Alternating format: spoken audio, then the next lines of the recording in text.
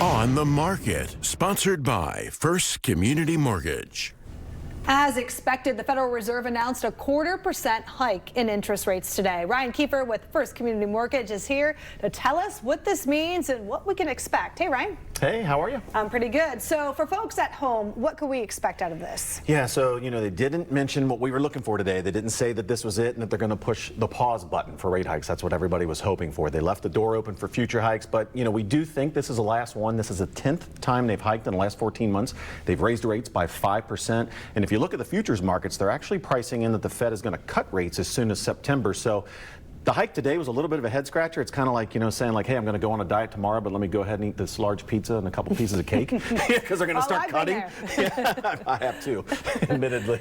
All right, so what should the average consumer do right now to put themselves in a better situation overall? Yeah, so, when the Fed raises rates, they don't directly affect mortgage rates, thankfully, but what they do affect is something called the prime rate. So that is now at 8.25%, and that affects things like credit cards, car loans, home equity lines of credit. So if you take a look here, it could be time for folks to look at doing maybe a cash out refinance on their home or a debt consolidation loan. We've got a chart here looking back over the last couple of years, personal savings rates versus credit card balances in this country. You see their credit card balances shooting way up at the same time interest rates are shooting up.